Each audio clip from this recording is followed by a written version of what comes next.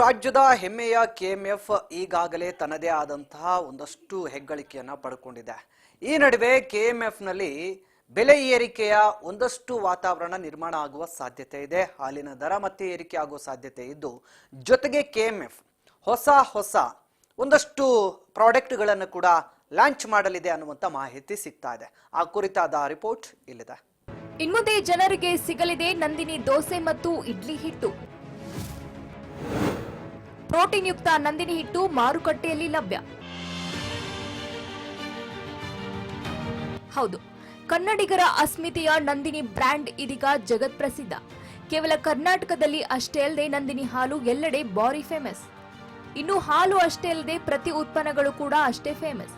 ತಿಮ್ಮಪ್ಪನ ಲಡ್ಡುವಿಗೂ ನಮ್ಮ ನಂದಿನಿ ತುಪ್ಪವೇ ಬೇಕು. ಜೊತೆಗೆ ಅಯೋಧ್ಯೆಯ ಆಂಜನೇಯ ದೇವಾಲಯಕ್ಕೂ ನಂದಿನಿ ತುಪ್ಪವೇ ಬೇಕು. ಅಷ್ಟರ ಮಟ್ಟಿಗೆ ನಂದಿನಿ ಹಾಗೂ ಅದರ ಉತ್ಪನ್ನಗಳು ಎಲ್ಲೆಡೆ ಜನಜನಿತ. ಇನ್ನು ಇಷ್ಟು ದಿನ ತುಪ್ಪ, ಬೆಣ್ಣೆ, ಪೇಡ, ಮೈಸೂರು ಪಾಕ್, ಬ್ರೆಡ್, ಬನ್, ಚಿಕ್ಕಿ ಸೇರಿದಂತೆ ಬೇರೆ ಬೇರೆ ಉತ್ಪನ್ನಗಳಲ್ಲಿ ಸಿಗ್ತಾ ಇದ್ದ ನಂದಿನಿ ಇದೀಗ ದೋಸೆ ಹಾಗೂ ಇಡ್ಲಿ ಹಿಟ್ಟಿನ ರೂಪದಲ್ಲಿ ಗ್ರಾಹಕರಿಗೆ ಸಿಗಲಿದೆ. ಈ ಹಿಂದೆ ಗ್ರಾಹಕರಿಂದ ಸಾಕಷ್ಟು ಬೇಡಿಕೆಗಳು ಬಂದ ಹಿನ್ನೆಲೆ ಕೆಎಂಎಫ್ ನಂದಿನಿ ಬ್ರ್ಯಾಂಡ್ನ ದೋಸೆ ಹಾಗೂ ಇಡ್ಲಿ ಹಿಟ್ಟನ್ನ ಜನರಿಗೆ ನೀಡಲು ಮುಂದಾಗಿದೆ. ಇನ್ನು ಸರಿಸುಮಾರು 5,000 ಮೆಟ್ರಿಕ್ ಟನ್ ಹಿಟ್ಟನ್ನ ಒದಗಿಸಲು ಮುಂದಾಗಿದ್ದು, ವಿಶೇಷವಾಗಿ ಹಿಟ್ಟಿನಲ್ಲಿ ವೇ ಪ್ರೋಟೀನ್ ಅನ್ನ 5% ಸೇರಿಸಲಾಗಿದೆ. ಹೀಗಾಗಿ ಇದರಿಂದ ಮಕ್ಕಳಿಂದ ಹಿಡಿದು ಎಲ್ಲಾ ವರ್ಗದ ಜನರಿಗೆ ಹಾಗೂ ಜಿಮ್ ಮಾಡುವವರಿಗೆ, ಕ್ರೀಡಾಪಟುಗಳಿಗೆ ಸಹಾಯಕವಾಗಲಿದೆ.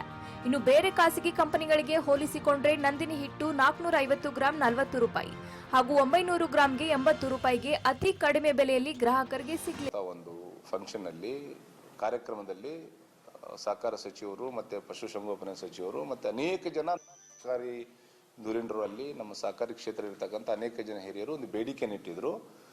ಸೊ ರೈತರು ಕಷ್ಟದಲ್ಲಿದ್ದಾರೆ, ಒಂದು ಮಿನಿಮಮ್ 5 ರೂಪಾಯಿ ಕೊಡಬೇಕು ಅನ್ನೋದೊಂದು ಬೇಡಿಕೆಯನ್ನ ಸನ್ಮಾನ್ಯ ಮುಖ್ಯಮಂತ್ರಿ ಮುಂದೆ ಇಟ್ಟಿದ್ರು. ಅದರ ಸಂಬಂಧ ನಿನ್ನೆ ನಮಗೆ ಒಂದು ಸಭೆಯನ್ನ ಮಾಡಿದ್ರು.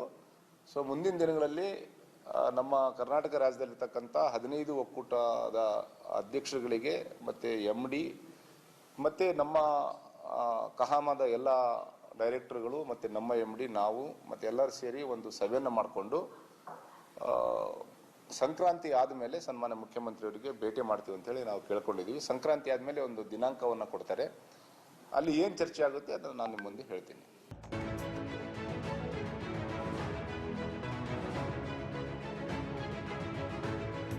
ಇನ್ನು ನಂದಿನಿ ಹಾಲಿನ ಮಾರಾಟವು ಪ್ರತಿನಿತ್ಯ 1 ಕೋಟಿ ಲೀಟರ್ ದಾಟಿದ್ದು, ಹಾಲಿನ ಹೆಚ್ಚಿನ ಉತ್ಪಾದನೆ ಹಿನ್ನೆಲೆ ಕಳೆದ 6 ತಿಂಗಳಿಂದ 550 ml ನಂದಿನಿ ಹಾಲಿನ ದರ 24 ಹಾಗೂ 1050 ml ಹಾಲಿನ ದರವು 46 ರುಗೆ ಮಾರಾಟವಾಗ್ತಿತ್ತು. ಆದರೆ ಇದೀಗ ಹಾಲಿನ ಉತ್ಪಾದನೆ ಯಥಾಸ್ಥಿತಿಗೆ ಬಂದ ಕಾರಣ ಸಂಕ್ರಾಂತಿಯ ನಂತರ ಮತ್ತೆ 50 ml ಹಾಲನ್ನ ಕಡಿತಗೊಳಿಸುವುದರ ಜೊತೆಗೆ ಅದರ ಹಣವನ್ನ ಸಹ ಕಡಿತಗೊಳಿಸಲು ಕೆಎಂಎಫ್ ಮುಂದಾಗಿದೆ.